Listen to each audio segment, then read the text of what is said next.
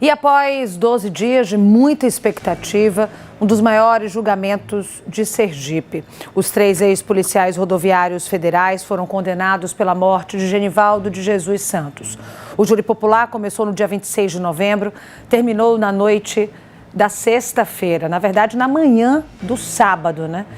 Começou ali na manhã da sexta e terminou na manhã do sábado. Mais de 20 horas. O último dia foi de muita tensão de todos os lados. A gente vai acompanhar neste momento uma reportagem feita pela Jéssica Cruz, que esteve no Fórum Ministro Heitor de Souza e acompanhou de perto tudo em instância. Em seguida, ela vai contar os bastidores, o que ninguém falou ainda sobre este julgamento. Vamos conferir. Foram mais de 20 horas para se chegar até o veredito final do júri do caso Genivaldo. Após as sustentações da acusação e da defesa, o juiz Rafael Soares suspendeu o júri por algumas horas. Era o tempo para que as partes elaborassem perguntas para serem respondidas pelos jurados. E, em seguida, a decisão do júri formado por 3 mulheres e 4 homens. Eles agora vão dizer, o doutor Rafael vai fazer perguntas básicas, como de acordo com a denúncia. Vai perguntar se eles torturaram o réu, se eles causaram a morte do réu, se o réu, essa causa da morte foi uma asfixia, foi um meio cruel. E tudo isso vai sendo condenados, tudo isso influencia depois no que a gente chama dosimetria das penas, ou seja, há quantos anos, se condenados, eles serão. Demorou. A família de Genivaldo aguardava a decisão dos jurados em silêncio e com dor. O grito de justiça veio de moradores da cidade de Estância que se juntaram na espera da sentença na porta do fórum. Justiça! Justiça! Justiça! É isso que a gente espera. É isso que a sociedade estanciana está clamando. Uma situação cansativa, né, de expectativa, mas estamos aqui no aguardo de justiça. Esperança de que a justiça seja feita em sufrágio do senhor Genivaldo, que foi morto, mais uma vez eu saliento, de uma forma brutal. A sentença sairia no fim da noite de sexta, mas só foi anunciada pelo juiz às 5 da manhã de sábado, o 12º dia de julgamento. William de Barros Noia e Kleber Nascimento foram condenados pelo homicídio culposo e tortura, com penas de 23 anos e 1 mês e 9 dias de prisão. Paulo Rodolfo foi o único condenado por homicídio triplamente qualificado, com pena de 28 anos. Ele foi absolvido do crime de tortura. William de Barros Noia e Kleber Nascimento Freitas não devem ser condenados por homicídio doloso, por ausência de dolo, em cuja votação dizer mais quesitos com relação aos mesmos. No caso, crime de tortura. Com as partes assistindo, com a concordância de todos, que o juiz presidente proferiu a decisão quanto a esse tema. O Conselho de Sentença entendeu também o condenado Paulo Rodolfo por homicídio triplamente qualificado, mas absolveu pelo crime de tortura. A defesa dos réus, agora condenados pela justiça, não quis falar com a imprensa e deve recorrer da sentença. Vão recorrer da decisão? A família de Genivaldo de Jesus Santos não comemorou o resultado das condenações. Para ela, a justiça foi feita, mas não traz Genivaldo de volta. O que a gente queria era que a justiça fosse feita, tá aí a condenação, que eles cumpram, né, a pena deles e paguem, meio que sirva para eles refletirem o que foi feito, né, que infelizmente meu marido se foi, a gente é quem está perdendo, embora a gente perde em todos os aspectos, né, como família. Meu filho perdeu o pai para sempre, meu filho não terá mais a oportunidade de ver o pai, de abraçar. Eles, queiram quer não, estão tendo uma chance, né, que eles pensem, que sirva para outros pensarem também, para não repetir isso que foi feito, né? E alivia um pouco a alma. Com nada a gente está um pouco aliviada, né, que a justiça está sendo feita, né? Só que meu irmão não vai estar aqui de volta mais, viu? Ele não vai estar mais aqui de volta. Ele não vai estar aqui para nós poder abraçar ele, né? Mas que a justiça foi feita, né? Graças a Deus. Mas pelo menos eles, né, vão pagar o que eles fizeram, não é isso? A acusação se mostrou satisfeita com o resultado, mesmo não tendo convencido os jurados de que todos os réus teriam praticado homicídio triplamente qualificado e tortura. Nós ainda vamos ter um prazo para reavaliar como foi a decisão do juiz, mas entendemos que o juiz deu uma nova classificação aos fatos e aplicou penalidades bastante significativas. Os réus deixaram o fórum direto para o presídio militar em Aracaju, onde estão presos desde outubro de 2022. Como não fazem parte mais do quadro da Polícia Rodoviária Federal, ainda não se sabe se devem permanecer no Presmil durante todo o cumprimento de pena.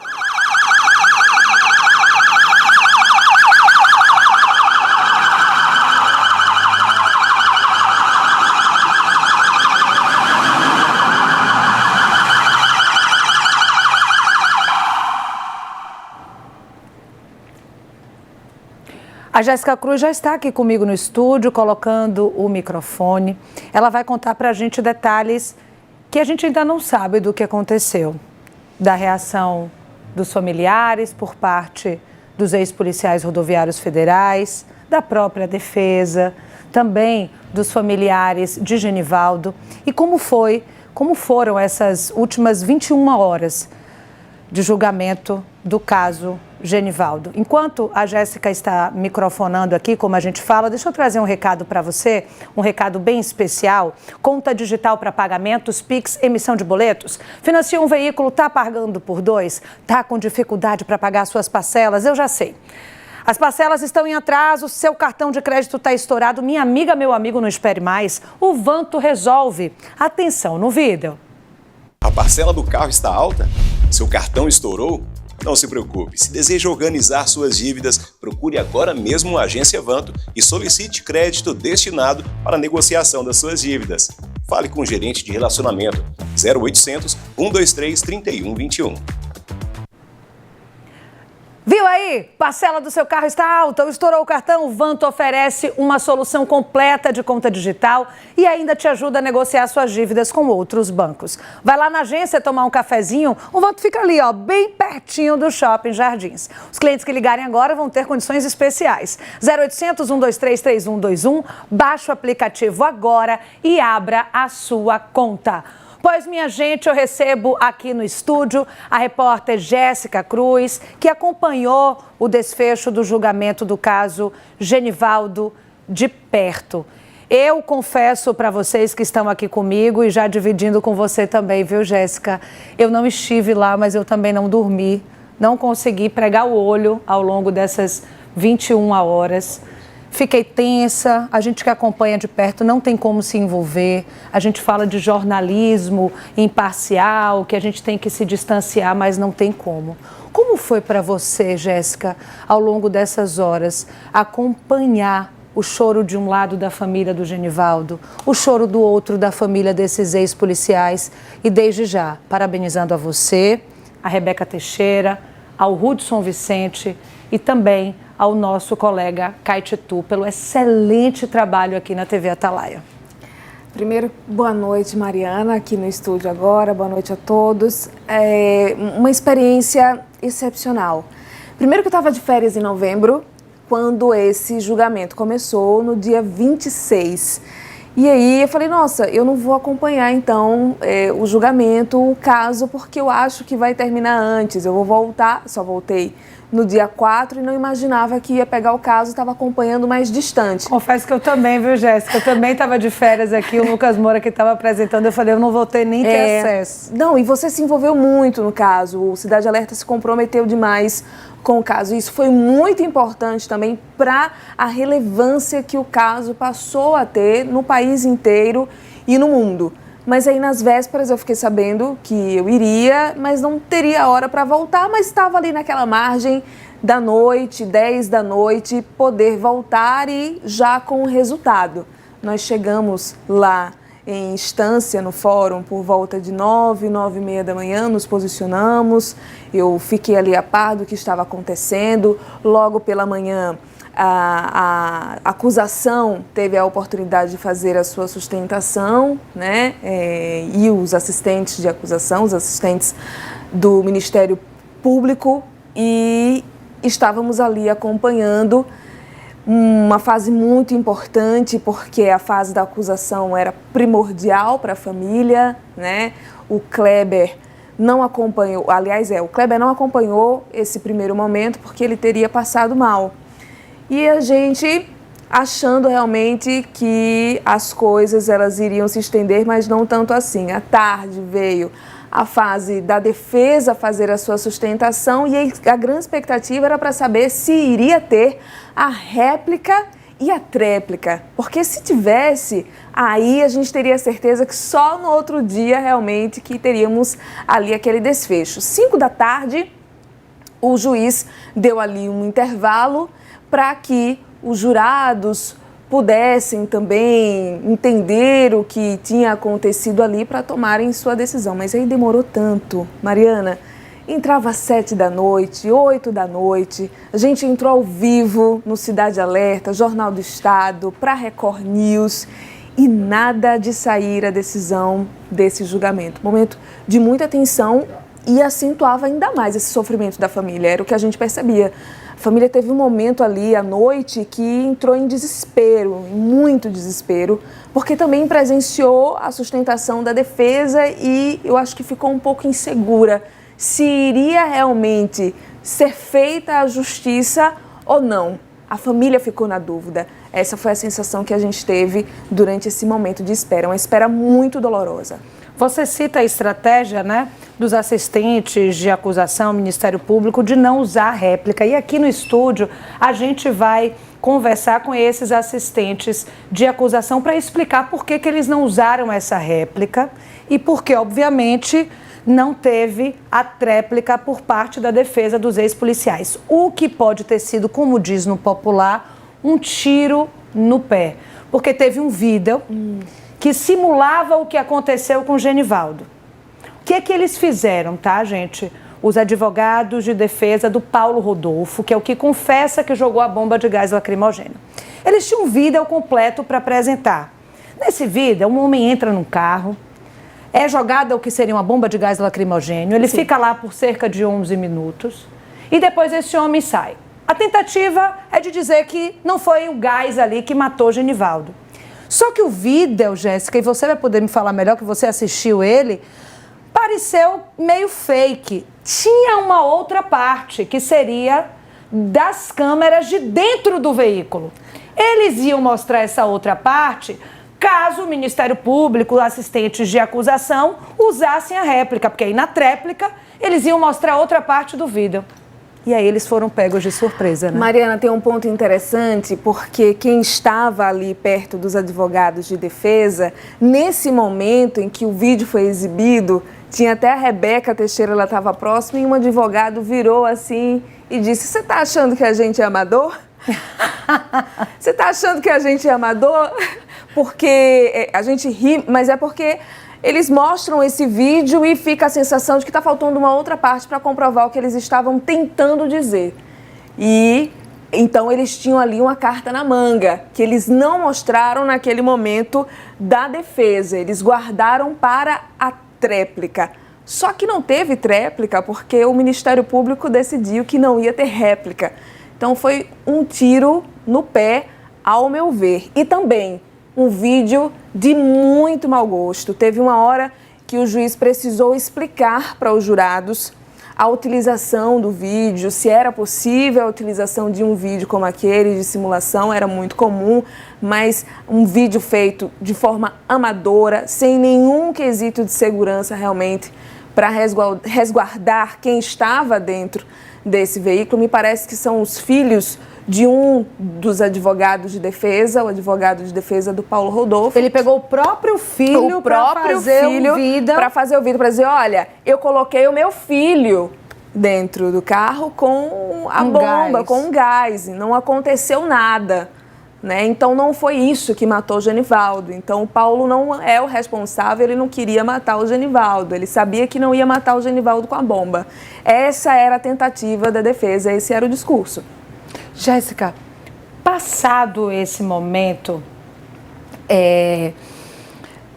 de agonia, de angústia, todo mundo entrou para poder ali decidir quantas perguntas, quais perguntas os jurados iam ter que responder.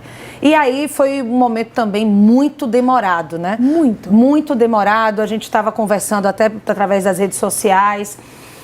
E, Jéssica, após esse momento, eu soube, é você quem vai me confirmar ou não, que os advogados de defesa dos ex-policiais começaram a sorrir numa espécie de comemoração. Aí ficou parecendo que algum deles, ou todos eles, seriam inocentados ou teriam uma pena mais branda. Em seguida, na hora em que o juiz diz a sentença, aí que mudou o clima. Era assim, por volta de 1 da manhã, mais de meia-noite, não consigo me lembrar a hora mais ou menos. E a gente vê uma movimentação de advogados que saem desesperadamente do fórum com alguns familiares dos réus e saem com a sensação de que não vão voltar. E a gente vai atrás e pergunta, o que está acontecendo? A gente volta às 3 da manhã, que é quando o juiz vai dar a sentença. Daqui a pouco a gente volta. E aí eles voltam realmente, os familiares também voltam e todo mundo fica na expectativa do juiz vir com a sentença, porque ficou marcado ali, o juiz estabeleceu aquela hora para dizer o resultado do júri do julgamento. Naquele momento todo mundo fica na expectativa, todos dentro desse auditório, à espera do juiz, uma espera interminável. E a gente via realmente algumas expressões que, claro, os advogados já sabiam, pelo menos ali, a decisão dos jurados. Então a gente imaginou, alguém foi absolvido da culpa, do dolo.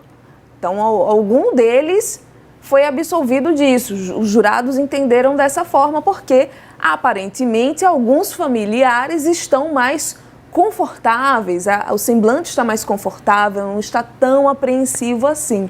Essa era a sensação que a gente tinha.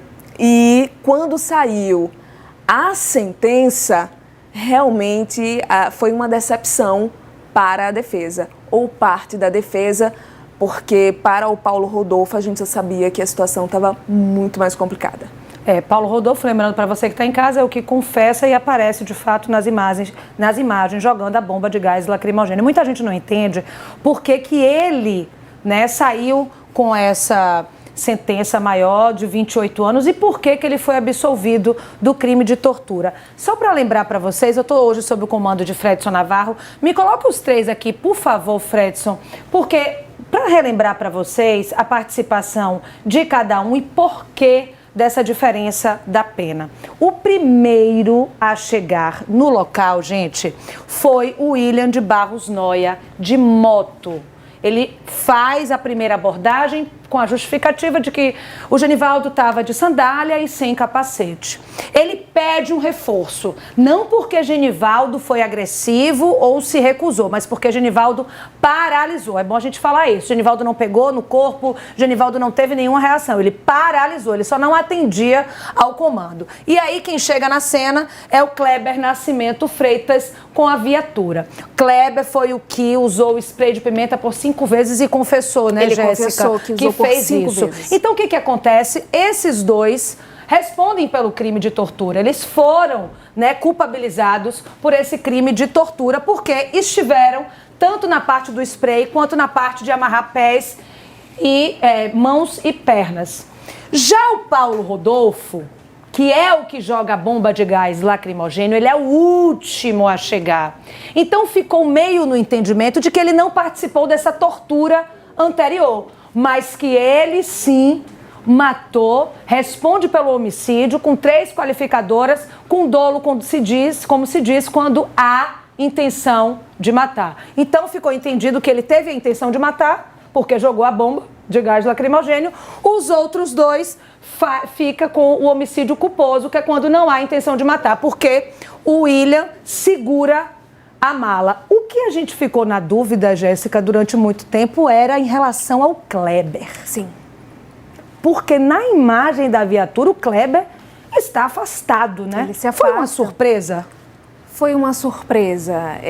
A gente estava realmente ali achando que o Kleber, inclusive, se pegasse uma pena, seria menor a pena dele, porque ele não estava nesse ato realmente de prender a porta da viatura. Foi um momento terrível de 11 minutos. A defesa contestou esses 11 minutos, disse que foi mentira, que não seriam 11 minutos do Genivaldo dentro dessa viatura inalando todos aqueles gases, né? Então a gente imaginava realmente que seria absolvido. Inclusive, o Kleber, eu disse que mais cedo ele não estava, pela manhã, à tarde ele já estava chorando muito, muito abalado.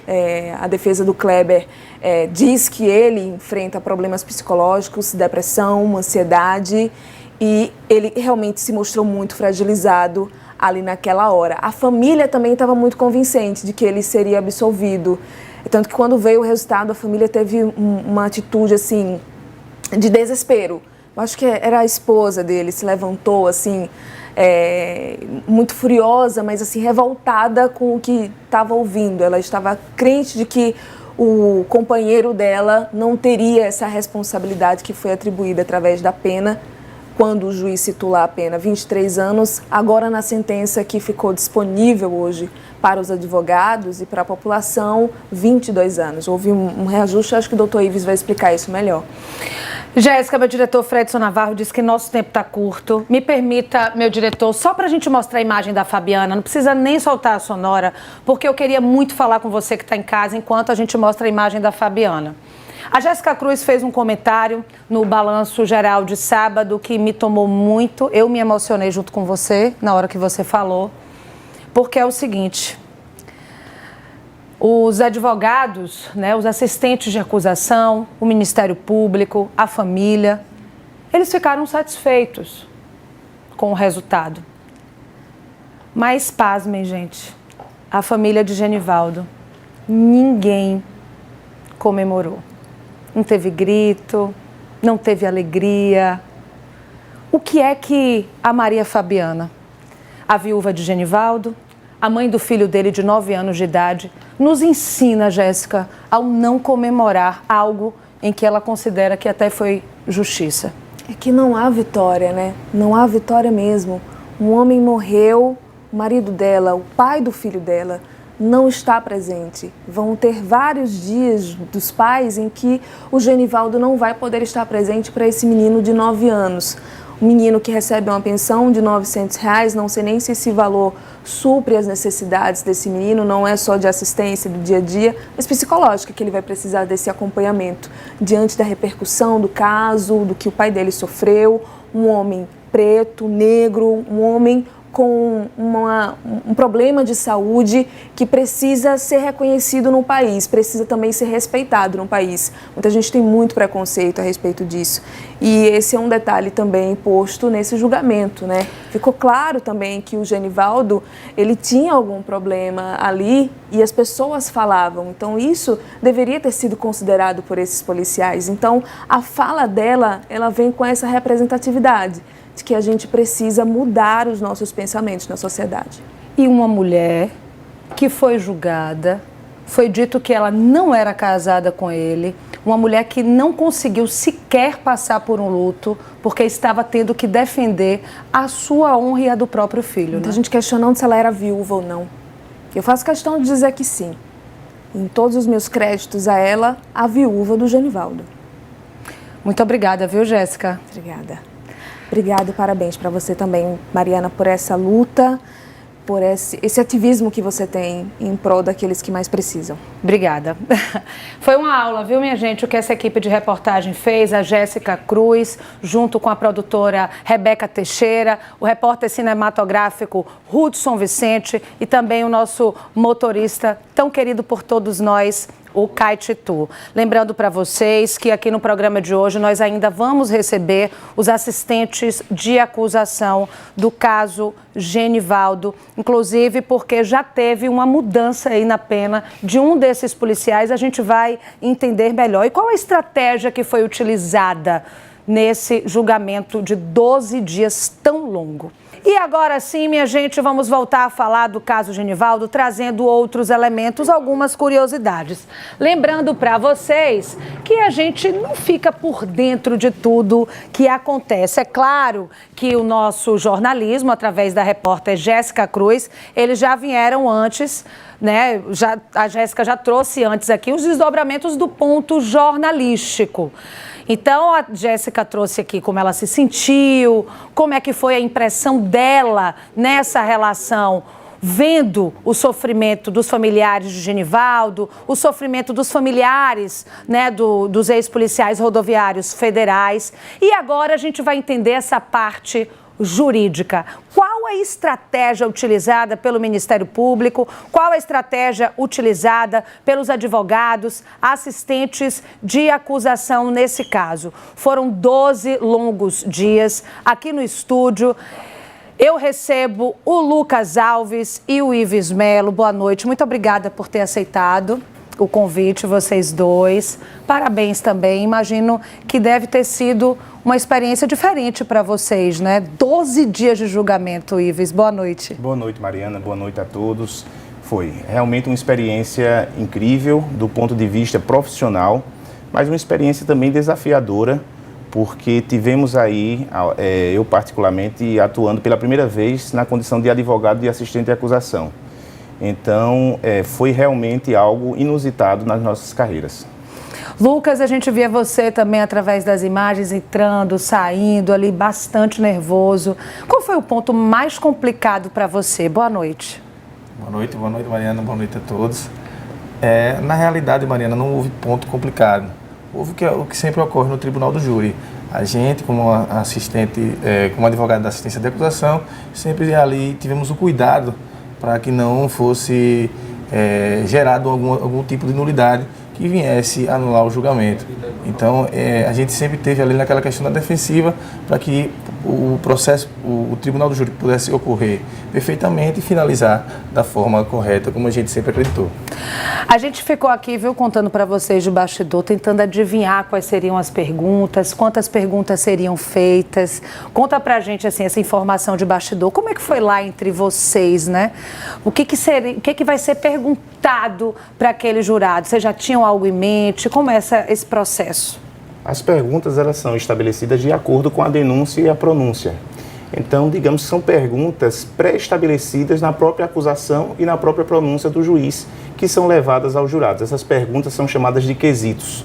Então, são os quesitos apresentados aos jurados de acordo pela materialidade, ou seja, houve a morte de Genivaldo naquele fato, se os réus concorreram para o crime, se os jurados absolvem os réus, e aí, dentre outras perguntas que são feitas, inclusive sobre a tipificação, se os réus assumiram ou não o risco do resultado.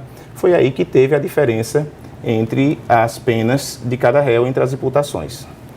Queria que você falasse um pouco sobre essa diferença das penas de cada um. Olha, na hora que se faz o julgamento, em que os jurados decidem pela condenação ou não dos réus, cabe ao juiz aplicar a dosimetria. Entenderam os jurados naquele momento que para 2 dos réus não havia assumido o risco de matar. Logo, então, os jurados entenderam que não se tratava de um crime doloso contra a vida. Sendo dessa forma, não seriam competentes para julgar. Caberia ao juiz, então, proferir a sentença do crime de tortura. É o que estabelece lá o artigo 492, parágrafo 2º do Código de Processo Penal. Ou seja, aquele juiz que estava lá presidindo, ele passou a ser competente para apreciar o crime não doloso contra a vida, que no caso, a tortura.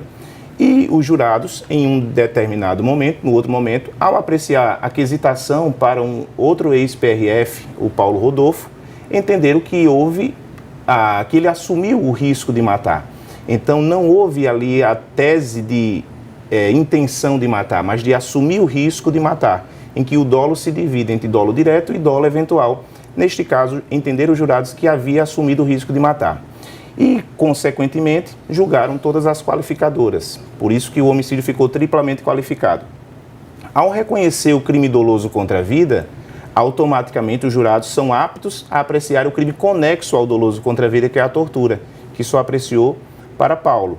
E para os demais agentes, só ficou consignado que eles não assumiram o risco, cabendo ao juiz presidente do Tribunal do Júri proferir a sentença para o crime de tortura. Daí, o juiz ele faz um cálculo em 3 fases distintas, primeira, segunda e terceira fase, e aí profere as penas. Em que chegou às penas, teve um erro material ao ser divulgado a pena, mas a pena chegou agora, salvo engano, 22 anos, 2 meses e 25 dias. tinha sido 23 divulgado anos, 23 um mês. anos. Mas ficou no final 22 anos, 2 meses e 25 divulgado dias. hoje, tá, gente? Isso que ele está falando foi divulgado hoje. Então, ao longo isso está em sentença. Isso está na sentença proferida pelo juiz. Que a gente vinha divulgando que tinha sido 23 anos, só explicando mesmo. Isso. E dessa forma, você bem tratou aqui sobre o posicionamento da família no que diz respeito a não comemorar.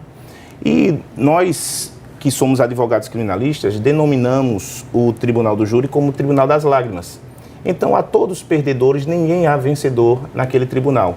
Neste caso específico, são 4 famílias destruídas. A família do réu e as famílias dos réus e a família de Genivaldo, que não tem o seu ente querido de volta. Minha gente, do ponto de vista jurídico, nós falamos aqui com a repórter Jéssica Cruz que foi muito boa a estratégia de vocês de não ter utilizado a réplica, porque seria apresentada uma segunda parte de um vídeo simulando o que aconteceu com Genivaldo. Eu vou querer saber um pouco de vocês, meu diretor pede que eu venha com o meu compromisso comercial, eu vou fazer o meu compromisso comercial aqui e volto com eles. O que eu vou perguntar para eles, minha gente, é o seguinte: um vídeo foi utilizado no momento do julgamento. Esse vídeo foi cortado. Por quê? Porque a defesa dos policiais, essa defesa acreditou que os advogados iam pedir uma réplica e aí na tréplica eles apresentariam o vídeo completo. Então, o que se diz é que esses advogados de defesa dos ex-policiais foram pegos de surpresa, porque não teve réplica. E aí eu quero agora que o Ives Melo e o Lucas explique pra gente, o Lucas Alves, qual foi essa estratégia. Estou com a entrevista com os advogados Ives Melo, Lucas Alves, assistentes de acusação no caso Genivaldo. Tinha feito no intervalo uma pergunta sobre essa estratégia de não utilizar a réplica. Foi algo que vocês combinaram anteriormente? Vocês decidiram isso na hora? Como foi para vocês? A utilização da réplica é uma faculdade das partes. Então, no decorrer de todos os debates, nós percebemos que não deveríamos ir para a réplica e a razão era simples, era o cansaço dos jurados. E como as provas já estavam tão postas para os jurados, nós percebemos o quão inteligentes os jurados eram. Aqui a gente faz um registro que foi unânime entre as bancadas de defesa e acusação. Nós nunca vimos nas atuações no júri uns jurados tão comprometidos, tão participativos, faziam perguntas pertinentes, perguntas realmente que eram para fazerem compreender o caso. Então, na conversa entre a gente ali, percebemos que qualquer informação adicional não mudaria aquilo que os jurados já tinham em mente. Então, nós optamos por não ir à réplica nesse sentido. Lucas, a leitura da sentença me chamou muita atenção, né? O juiz estava ali exausto, ele quase não conseguia ali falar. Era um sentimento ali de todos? Sim, sim. Esse júri, né, durou basicamente, vamos dizer, 12 dias. O último dia que ocorreu, a gente começamos por volta das 7 horas da manhã. Então, quando começa o debate entre o Ministério Público, a assistência de acusação e também a defesa, a gente já fica um pouco cansado. Acreditamos que todos ali estariam no mesmo sentido que o juiz. Então, quando o juiz ele traz aquela sentença, já está de forma exausta, já seria ali por volta de 4 de alguma coisa da manhã, entendeu? Então, estava todos os jurados, também a família que também esteve presente. E a gente também tem que agradecer muito a família que conteve o choro do começo até o fim. Por várias vezes, o juiz presidia o ato, pediu para eles segurarem, para não mostrar suas emoções ali, eles saíam, se retiravam, iam chorar lá fora, então todos ali já estavam muito exaustos, mas como o doutor Ives falou, por mais que tivesse exausto, os próprios jurados, eles eram muito atentos, não dormiam, eles sempre perguntavam, como o doutor Ives deixou aqui bem claro, e sempre atentos a todos os pontos. E as perguntas deles eram bem interessantes também. Minha gente, o programa chegou no final. Preciso agradecer aqui a presença de vocês e acredito que o sentimento é de dever cumprido, né? Isso, Mariana. A gente também quer aproveitar aqui, em nome da família de Genivaldo, agradecer a você, pessoalmente, pelo espaço que sempre deu aqui à família, ao seu programa, à TV Atalaia, por ter exposto esse caso de uma forma que ganhou essa repercussão. Então, nós devemos, aqui a família de Genivaldo deve a você em particular, estenda também os agradecimentos a toda a sua equipe, a Lucas Moura, que também acompanhou todo o desenrolar deste caso. Enfim, fica aqui o agradecimento e parabéns por ser tão competente no trabalho que você desenvolve. Obrigada, Ives. Obrigada também, Lucas.